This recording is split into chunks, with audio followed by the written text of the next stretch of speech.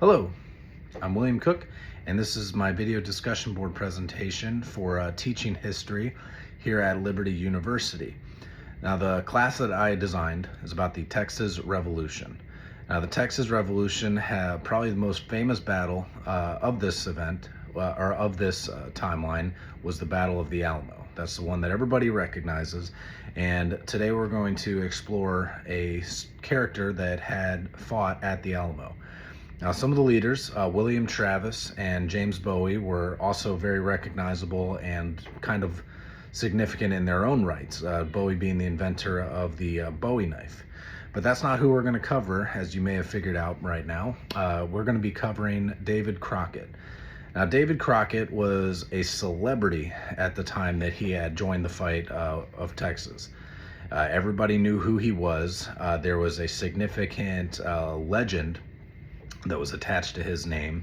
And just to dismiss some of those rumors, David Crockett was not able to ride a lightning bolt, as legend would say. He was not able to jump the Mississippi River. He probably did not kill his first bear when he was only 3 years old, although he did kill many bear.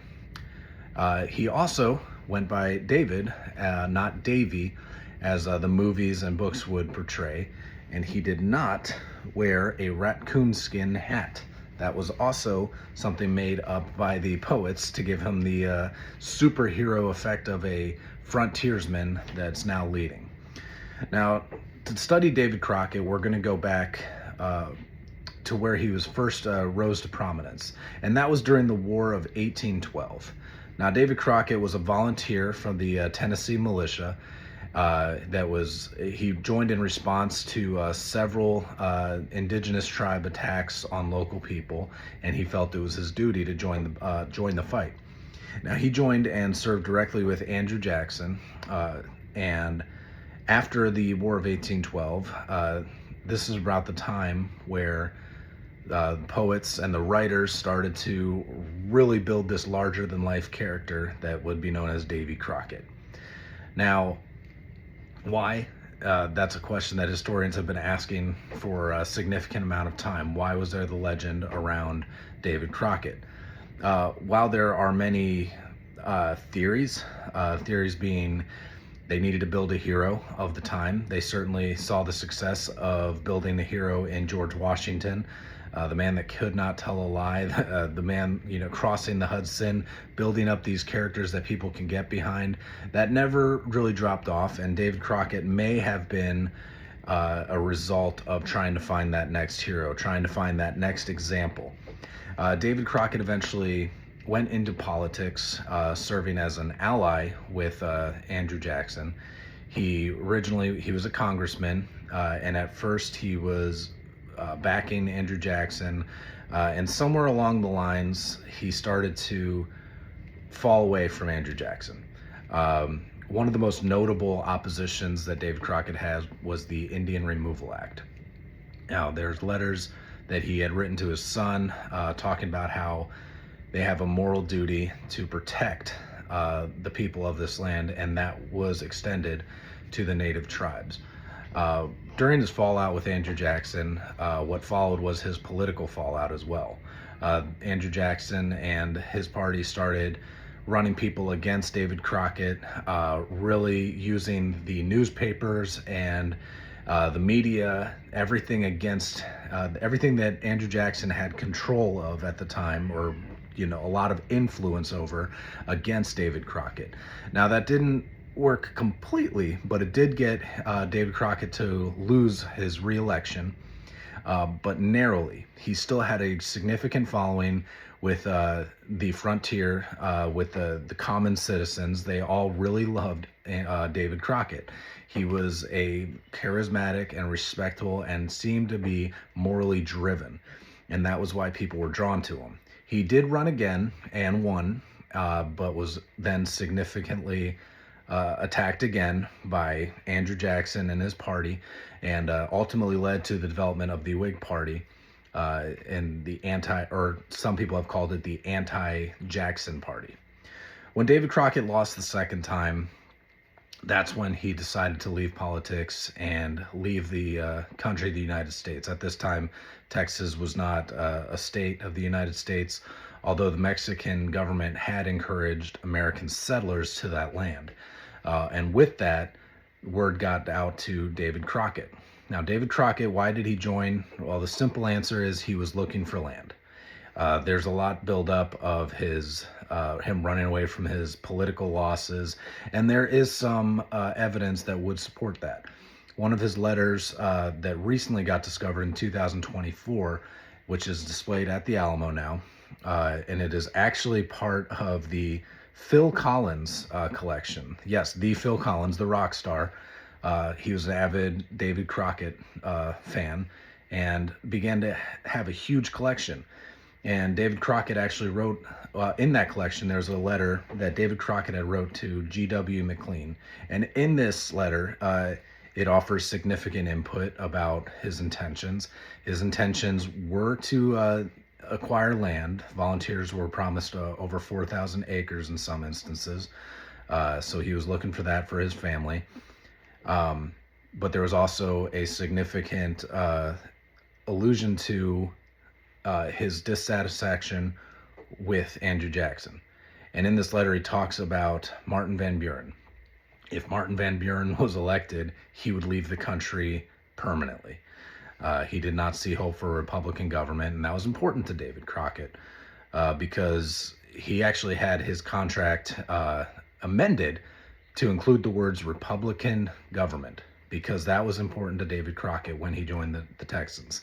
He had hopes for what he believed the country should be like, but have it in Texas. Now, there's theory that he was going to try to join the politics in Texas, and again, there is some credibility to that through the letters of the guidance of his intentions to join, but ultimately, it was the land. Now, David Crockett came with they call Band of Volunteers. However, that was also misleading. David Crockett may not have had the band that people believed. He came there with his nephew and a few close friends, but the other people that were associated with David Crockett, for example, Micajah Autry, came separately weeks before. And in his letters, in Micajah Autry's letters to his family, at first he spoke negatively of David Crockett, saying that he might not show up, he might be out hunting buffalo instead of joining the fight. But then later, he talks about how Colonel Crockett has officially joined our army, and he was happy to see him. And I think that is as a historian, I look at that and I look at the difference of how somebody perceived David Crockett by the legend and then when they meet him, because that alludes to David Crockett's charismatic personality, his approachable demeanor, and another hint of who he was offered an officer role in the Battle of the Alamo. David Crockett declined that. He asked to be a senior private. He wanted to be in the fight. He wanted to fight with his men. Now, we talk about David Crockett. We talk about his legend. We talk about how he got there. Now, the one thing about David Crockett is there's always a little bit of, did that happen? Is that the truth? Or is that another mere legend? Well, people knew about him on both sides. The Mexican army knew about him. In Peña's book, he talks about capturing 7 people after the Alamo, and one of them being David Crockett. He refers to him as the legendary David Crockett, and that they were executed at the order of Santa Anna, and how he says how he had to look away, and none of the men wanted to see David Crockett harmed. Now, in keeping up with the legend, there's also significance around the death of David Crockett. How did he die? Well, there's direct accounts, there's eyewitness accounts. Candelario Villanueva testified in 1859 that she saw Crockett. She described him as a vulnerable-looking old man who was shot by a file of soldiers. I believe they called him Crockett. Another individual, Francisco Antonio Ruiz, said that he had found Crockett's body toward the west and in a small fort opposite the city. Susanna Dickinson recalled in 1875 that she recognized David Crockett lying and mutilated between the church and two-story barrack building, and even remember seeing his peculiar cap lying by his side. This peculiar cap that he did not wear. Sergeant Francisco Becerra provided another take on it, saying that Crockett was one of the first to be executed, along with Travis, one of the leaders. But Travis has other accounts of being shot immediately. A lieutenant of the Mexican Army described an All-American wearing a long buckskin coat and a fox hat, tail hanging down his back, dead. That was David Crockett that he was talking about. Slowly in great deliberation without arms, fall forward on his face dead. Point is, you never know what you're really getting with David Crockett. There was a significant legend behind the man. One thing that is understood is that David Crockett had died at the Alamo. Whether it was before or after the fall of the Alamo, that was something that historians still question to this day. There is direct evidence that David Crockett was present. He was influential to the troops, and he had died at the Alamo. Now, David Crockett, the big take from this presentation is there's a significant difference between the man and the legend. Now, the legend has always been something that was curious to everyone, including David Crockett. In his autobiography, he includes a letter to his son. Everywhere he went on his political tour, people wanted to get a look at him because of who they heard he was. They always wanted to get eyes on David Crockett. They always just wanted to see the legend, and he capitalized on it. And during his autobiography, he went broke. He went very broke, searching for a better life for his family. The autobiography, as described by David Crockett, was written to offset his losses. He was trying to profit, designed his autobiography around Benjamin Franklin's autobiography in an attempt to find financial rest. It did not work with politics, and so David Crockett headed out west to Texas. The famous phrase by David Crockett, "You all go to hell, I'm going to Texas." So the big takeaway, why did David Crockett head west to Texas? He wanted land, he wanted peace for his family, and he wanted financial rest. Thank you.